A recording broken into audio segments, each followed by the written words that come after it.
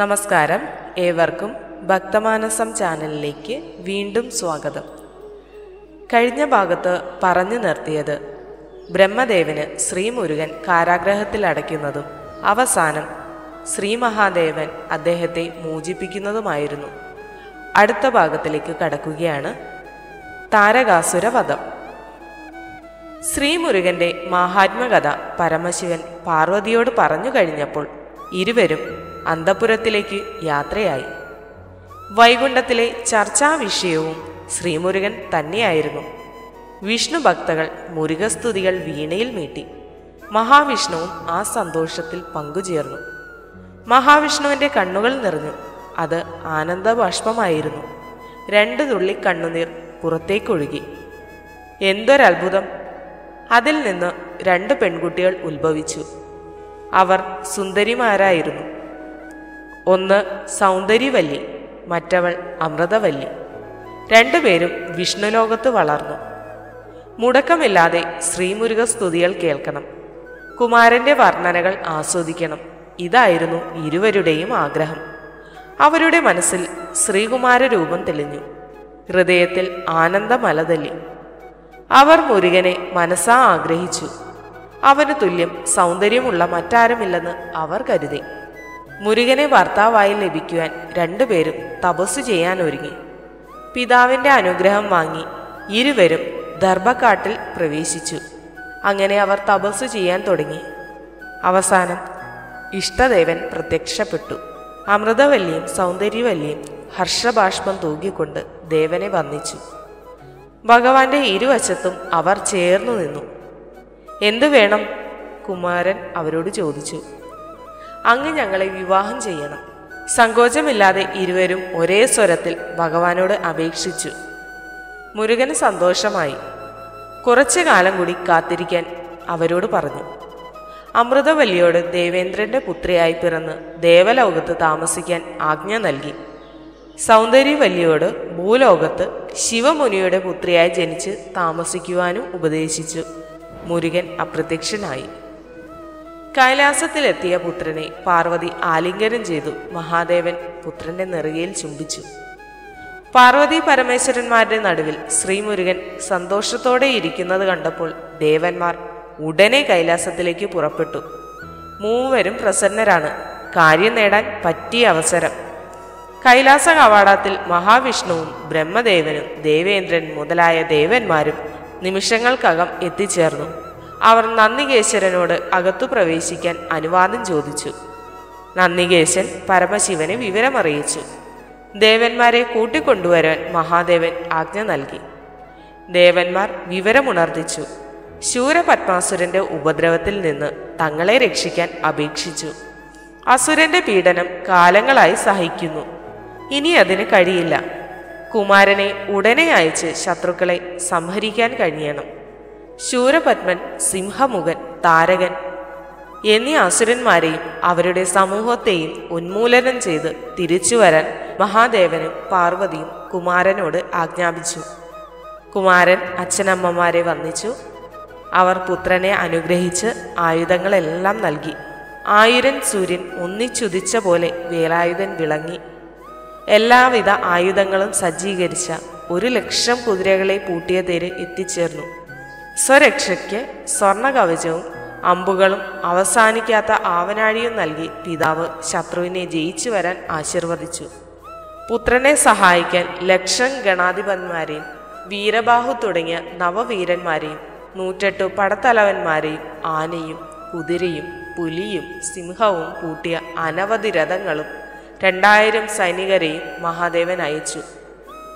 മഹാവിഷ്ണു വായുദേവനോട് സേനാപതിയായ മുരുകന്റെ തേരാളിയാകാൻ ആജ്ഞാപിച്ചു. കാഹളം, വേരി മുതലായ വാദ്യഘോഷങ്ങൾ മുഴങ്ങി. ആ വലിയ സൈന്യം ഉജ്ജ്വല വീരത്തോടെ ഗന്ധമാദന പർവ്വത്തിൽ എത്തിച്ചേർന്നു. അവിടെ നിന്നാണ് ശ്രീമുരുകന്റെ യാത്രയുടെ ആരംഭം. സൈന്യാധിപനായ മുരുകൻ മുൻപിലും സൈന്യം പുറകിലും 1,00,000 ഗണാധിപന്മാർ ചുറ്റിലുമായി മുനിമാരുടെ അനുഗ്രഹാശിസ്സുകളോടെ അവർ ഹേമകൂട പർവ്വതത്തിന്റെ മുകളിലെത്തി. മുകളിൽ നിന്നും ചുറ്റും നോക്കിയപ്പോൾ ബ്രഹ്മാവും വിഷ്ണുവും ദേവമുഖ്യന്മാരും ക്രൗഞ്ചലമലയും താരകാസുരന്റെ മായാപുരിയും കണ്ടു. എത്ര മനോഹരം! എന്നാൽ അസുരനോട് ഏറ്റുമുട്ടാൻ ആർക്കും ധൈര്യമില്ല. അപ്പോൾ ഒരു വീണാനാദം അന്തരീക്ഷമെങ്ങും അലയടിച്ചു. നാരദൻ ആകാശത്തു നിന്ന് മലമുകളിൽ വന്നിറങ്ങി മുരുകനെ വന്നിച്ച് ആ രഹസ്യം അറിയിച്ചു. ക്രൗഞ്ചപർവ്വതം ദുഷ്ടനായ ഒരു അസുരനായിരുന്നു. അവൻ അഗസ്ത്യ മഹർഷിയുടെ ശാപത്താലാണ് മലയായി തീർന്നത്. അവനെ വധിക്കണം. മലയുടെ അടുത്തുള്ള മായാപുരി പട്ടണത്തിൽ മറ്റൊരു ദുഷ്ടൻ വാഴുന്നുണ്ട്, ശൂരപത്മാസുരന്റെ സഹോദരൻ താരകാസുരൻ. ശക്തനായ ആ അസുരൻ വലിയ സൈന്യബലമുള്ളവനാണ്. ദേവന്മാരെയും മുനിമാരെയും ബ്രാഹ്മണരെയും യാതൊരു ദൈവവുമില്ലാതെ സദാ ഉപദ്രവിക്കുന്നത് അവനാണ്. അവനെ വധിക്കാൻ ഭഗവാന് മാത്രമേ കഴിയൂ. നാരദന്റെ വാക്കുകൾ കൂടി കേട്ടപ്പോൾ സുബ്രഹ്മണ്യന്റെ മനസ്സിൽ അസുരന്മാരോടുള്ള ദേഷ്യം വർദ്ധിച്ചു. വീരബാഹുവിനെ സൈന്യാസമേതം യുദ്ധത്തിന് അയച്ചു. ക്രൗഞ്ചമലയെയും താരകാസുരനെയും വധിക്കാൻ ആജ്ഞാപിച്ചു. താൻ സൈന്യസമേതം പിന്തുടരുന്നുണ്ടെന്നും ഓർമ്മപ്പെടുത്തി. വീരബാഹു പടക്കളത്തിലേക്ക് കുതിച്ചു. ദേവന്മാർ സന്തോഷിച്ചു. അസുരലോകത്ത് ദുർനിമിത്തങ്ങൾ കണ്ടു തുടങ്ങി. കൊടുങ്കാറ്റും ചോരമഴയും അഗ്നിബാധയും സർവത്ര നടമാടി. കോട്ടകളും മാളികകളും തകർന്നു വീണു. ആകാശത്ത് ധൂമകേതു ഉദിച്ചു. ദേവസേന മായാപുരി വളഞ്ഞു. താരകാസുരൻ തേരിലേറി സൈന്യസമേതം പാഞ്ഞെടുത്തു. വീരബാഹുവിന്റെ ദേവസൈന്യത്തോട് ഏറ്റുമുട്ടി. ഘോര യുദ്ധം നടന്നു. ധാരാളം പേർ കൊല്ലപ്പെട്ടു.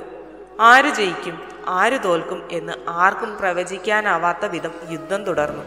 ലക്ഷം വീരന്മാർ കൂട്ടായി എത്തിയതു കണ്ട് ക്രുദ്ധനായി താരകാസുരൻ രഥത്തിൽ നിന്ന് ചാടിയിറങ്ങി ഗദ കൊണ്ട് ദേവന്മാരുടെ അസ്ത്രങ്ങളെ തവിടുപൊടിയാക്കി. ഭൂതഗണ സൈന്യം ശരമാരി തൂക്കി താരകാ സൈന്യത്തെ എതിരിട്ടു. അസുരന്മാർ ഭൂതഗണങ്ങളെ സമുദ്രത്തിലേക്ക് വീശിയെറിഞ്ഞു. അവർ ഭയചകിതരായി പലയിടത്തും ഒളിച്ചു. അതുകണ്ട് വീരകേസരി താരകാസുരന്റെ നേരെ തിരിഞ്ഞു. അസുരന്റെ കിരീടം തകർത്തു. താരകാസുരൻ വീരകേസരിയുടെ നേരെ കുതിച്ചു ചാടി ഗദ കൊണ്ട് നെഞ്ചു തകർത്തു. വീരകേസരി നിലം പതിച്ചു. അത് കണ്ട് വീരബാഹു ഗദയെടുത്ത് താരകന്റെ നേരെ ഓടിയെടുത്തു. ഗംഭീര ഗദായുദ്ധം നടന്നു.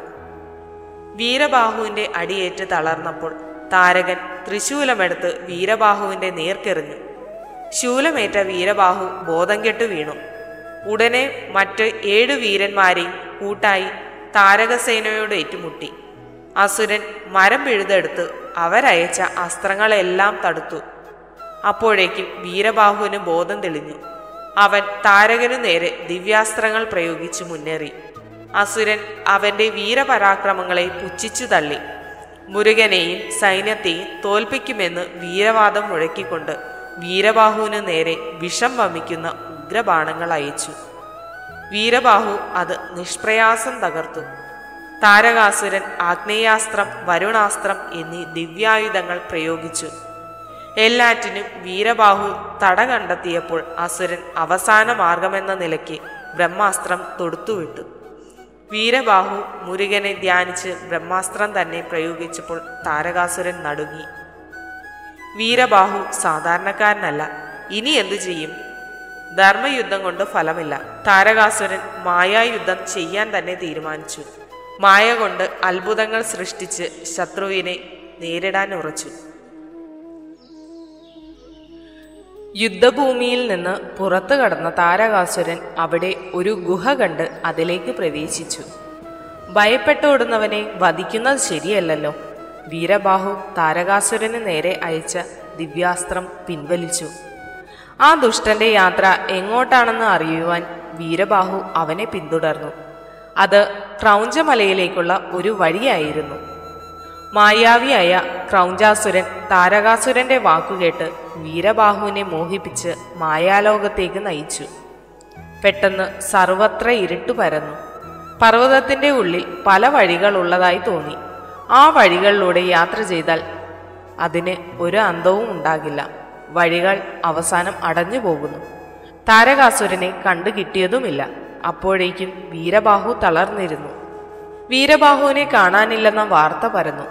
സഹായികളായ 8 വീരന്മാരും ഭൂതഗണങ്ങളും ഗണാധിപന്മാരും വീരബാഹുവിനെ പിന്തുടർന്ന് ഗുഹയ്ക്കുള്ളിലേക്ക് കടന്നു. ഗുഹാമുഖം അസുരൻ മൂടിക്കളഞ്ഞു. മായയ്ക്ക് അധീനരായ ദേവസൈന്യം ക്രൗഞ്ചമലയിലെ ഗുഹയിൽ അടയ്ക്കപ്പെട്ടപ്പോൾ താരകാസുരൻ ശേഷിച്ച സൈന്യത്തെ കൊന്നെടുക്കാൻ യുദ്ധം ആരംഭിച്ചു. ശക്തനായ താരകനോട് ഏറ്റുമുട്ടാൻ ദേവസൈന്യത്തിന് കഴിഞ്ഞില്ല. ആയുധങ്ങൾ നഷ്ടപ്പെട്ടപ്പോൾ അവർ മലകളും കല്ലും മരങ്ങളും ഉപയോഗിച്ച് അസുരനോട് ഏറ്റുമുട്ടി. വിഷ്ണു ബ്രഹ്മാദികൾ താരകന്റെ മുന്നേറ്റം കണ്ടു ഭയന്നു. നാരദ മഹർഷി പ്രത്യക്ഷപ്പെട്ട് മുരുകദേവനെ വിവരങ്ങൾ ധരിപ്പിച്ചു. ക്രൗഞ്ചമലയിൽ അകപ്പെട്ട വീരബാഹുവും ദേവസൈന്യങ്ങളും ജീവിച്ചിരിപ്പുണ്ടോ എന്ന് പോലും സംശയമാണെന്ന് മഹർഷി അറിയിച്ചപ്പോൾ പരമേശ്വരപുത്രൻ കോപാക്രാന്തനായി ജ്വലിച്ചു. തന്റെ ഭക്തന്മാരെ ദ്രോഹിക്കുന്നത് താൻ ഒരിക്കലും മാപ്പ് നൽകില്ലെന്ന് ഉറക്കെ പ്രഖ്യാപിച്ചുകൊണ്ട് ശ്രീമുരുകനും സൈന്യവും താരകന്റെ അസുരപ്പടയെ വളഞ്ഞു. രണ്ടു കൂട്ടരും തമ്മിൽ ഘോരയുദ്ധം നടന്നു. അതിനിടയിൽ താരകാസുരൻ ശിവപുത്രനെ തിരിച്ചറിഞ്ഞ് യുദ്ധത്തിൽ നിന്ന് പിൻവാങ്ങാൻ തന്ത്രപൂർവ്വം അഭ്യർത്ഥിച്ചു. ശിവപുത്രനും ശിവഭക്തനും തമ്മിൽ യുദ്ധത്തിന്റെ ആവശ്യമില്ലെന്ന് അറിയിച്ചു. അപ്പോഴാണ് ദേവൻ ശിവാജ്ഞ അസുരനെ അറിയിച്ചത്. ദേവന്മാരെ പീഡനങ്ങളിൽ നിന്ന് രക്ഷിക്കാനെത്തിയ താൻ രാക്ഷസകുലത്തെ മുടിച്ചേ മടങ്ങും. ശിവപുത്രന്റെ വാക്കുകൾ കേട്ടപ്പോൾ താരകാസുരൻ കോപാന്തകനായി അലറി. വീരബാഹുവും സൈന്യവും ക്രൗഞ്ചമലയിലെ ഗുഹയിൽ ബന്ധനത്തിലാണെന്ന് നീ മറന്നോ? താരകൻ ആരാണെന്ന് മനസ്സിലാക്കാതെയാണ് ബാലനായ നീ നെഗളിക്കുന്നത്. വജ്രായുധത്തെ തകർത്ത് ഇന്ദ്രനെ ബന്ധിച്ചവനാണ് ഞാൻ. ബ്രഹ്മാവിനെ തോൽപ്പിച്ച് ബ്രഹ്മാസ്ത്രം പിടിച്ചു വാങ്ങിയവനാണ് ഞാൻ. എൻ്റെ കഴുത്തിൽ കിടക്കുന്നത് എന്താണെന്ന് നീ കണ്ടോ? സുദർശന ചക്രമാണത്. മഹാവിഷ്ണു പ്രയോഗിച്ച ആ ദിവ്യചക്രം തനിക്കിന്ന് ആഭരണമാണ്. താരകന്റെ ആത്മപ്രശംസ കേട്ട് സഹികെട്ട മുരുകൻ ശക്തിവേൽ കൊണ്ട് അസുരനെ നിഗ്രഹിക്കുമെന്ന് മുന്നറിയിപ്പു നൽകി. അതോടെ രണ്ടുപേരും തമ്മിലുള്ള യുദ്ധത്തിന് നാന്ദി കുറിച്ചു. ബാണങ്ങൾ എയ്തും മുറിച്ചും അവർ പരസ്പരം യുദ്ധം ചെയ്തു. അസ്ത്രഹീനനായി വീണ അസുരൻ ക്രുദ്ധനായി ഗദ ചുഴറ്റി മുരുകനു നേരെ കുതിച്ചു ചാടി. ആ ഗദ പൊടിച്ചു കളയാൻ മുരുകന് ബുദ്ധിമുട്ടുണ്ടായില്ല. സാരഥി കൊല്ലപ്പെട്ടതും താരകൻ മറ്റൊരു രഥത്തിലേറി വീണ്ടും പാഞ്ഞെടുത്തു. മുരുകന്റെ സാരഥിയായ വായുദേവനെ അസ്ത്രങ്ങളെയ്ത് മുറിവേൽപ്പിച്ചു. ധ്വജം അറുത്തു വീഴ്ത്തി. തേരാളിക്ക് മുറിവേറ്റപ്പോൾ മുരുകൻ കോപാന്തനായി ദിവ്യാസ്ത്രമയച്ചു. അസുരന്റെ നെറ്റി പിളർന്ന് രക്തമൊഴുകി. അവൻ മോഹാലസ്യപ്പെട്ട് നിലം പതിച്ചു. ഉടനെ താരകന്റെ രഥത്തെ യുദ്ധഭൂമിയിൽ നിന്ന് അസുരന്മാർ കൊണ്ടുപോയി. തുടർന്ന് പടത്തലവന്മാരും ദൈവസൈന്യവും തമ്മിൽ യുദ്ധം നടന്നു. ധാരാളം അസുരന്മാർ കൊല്ലപ്പെട്ടു. മോഹാലസ്യം വിട്ട് കണ്ണു തുറന്ന താരകൻ കണ്ട കാഴ്ച അവന് സഹിക്കാൻ കഴിയുന്നതിലേറെയായിരുന്നു. കരുത്ത് സംഭരിച്ച് അവൻ ദേവസേനാപതിക്കു നേരെ ബ്രഹ്മാസ്ത്രം ഉപയോഗിച്ചു. തടയില്ലാതെ ആ അസ്ത്രം കൊണ്ട് അന്ത്യം കുറിക്കാമെന്നായിരുന്നു കണക്കുകൂട്ടൽ. പക്ഷേ ആ ദിവ്യാസ്ത്രം മുരുകനെ നമസ്കരിച്ച് മടങ്ങിയപ്പോൾ അസുരൻ നിരാശനായി പാശുപതാസ്ത്രം തൊടുത്തുവിട്ടു. പിതാവിൻ്റെ ആ അസ്ത്രം നിഷ്പ്രയാസം പിടിച്ചെടുത്ത് മുരുകൻ ചെറു പുഞ്ചിരി തൂകി. ആ ദിവ്യാസ്ത്രത്തെ തൻ്റെ കയ്യിലൊതുക്കി. അതോടെ അസുരൻ തളർന്നു. അവൻ ക്രൗഞ്ചമലയ്ക്കുള്ളിൽ ഓടി ഒളിച്ചു. ക്രൗഞ്ചന്റെ സഹായത്തോടെ മായായുദ്ധത്തിനൊരുങ്ങി. ക്രൗഞ്ചമല ഭീകരമേഘമായി മാറി. താരകൻ ഇടിയായും മുരുകൻ കൊടുങ്കാറ്റായും രൂപം കൊണ്ടു. കൊടുങ്കാറ്റ് ആഞ്ഞടിച്ചപ്പോൾ എല്ലാം നിഷ്പ്രഭമായി. ക്രൗഞ്ചൻ സമുദ്രമായി രൂപം പ്രാപിച്ചു. താരകൻ മായാഗ്നിയും. സർവത്ര അഗ്നി പടർന്നു പിടിച്ചു. മുരുകനാകട്ടെ മഹാസമുദ്രത്തെ കുടിച്ചു വറ്റിച്ചു. വരുണാസ്ത്രം തൊടുത്തുവിട്ട് തീ കെടുത്തി. പെട്ടെന്ന് ക്രൗഞ്ചൻ 7 കുലപർവ്വതങ്ങളായി മാറി. താരകൻ ദിഗഞ്ചങ്ങളായി. മായാ ദിഗഞ്ചങ്ങളുടെ ദ്രോഹം മുരുകനെ രോഷാകുലനാക്കി. കുമാരൻ കുലപർവ്വതങ്ങളെ തകർത്തു. ദിഗഞ്ചങ്ങളെ തുരത്തി ഓടിച്ചു. താരകനും ക്രൗഞ്ചനും മായാജാലങ്ങൾ തുടരെ തുടരെ പ്രയോഗിച്ച് മുരുകനെ അസ്വസ്ഥനാക്കി. ആ ദുഷ്ടന്മാരെ ഇനി ജീവിക്കാൻ അനുവദിച്ചുകൂടാ. ശിവപുത്രൻ തൻ്റെ പിതാവിൻ്റെ ശക്തിവേലെടുത്ത് ആ മായാവികൾക്കു നേരെ ചാടി. നിമിഷ നേരം കൊണ്ട് ക്രൗഞ്ചമലയും താരകന്റെ മാറും പിളർന്നു. അവർ ജീവൻ വെടിഞ്ഞു. വീരബാഹുവും സൈന്യവും ക്രൗഞ്ചമലയിൽ നിന്ന് പുറത്തു കടന്നു. അവർ നിദ്ര വിട്ട് ഉണർന്ന പോലെ മുരുകന്റെ മുന്നിൽ വന്നു നിന്ന് വണങ്ങി. എല്ലാവരെയും ശ്രീ മുരുകൻ അനുഗ്രഹിച്ചു. ഇന്നത്തെ ഭാഗം ഇവിടെ അവസാനിക്കുകയാണ്. അടുത്ത ഭാഗത്തിൽ ശൂരപത്മാസുരന്റെ പടപ്പുറപ്പാടും ശ്രീമുരുകന്റെ ക്ഷേത്ര ദർശനവും.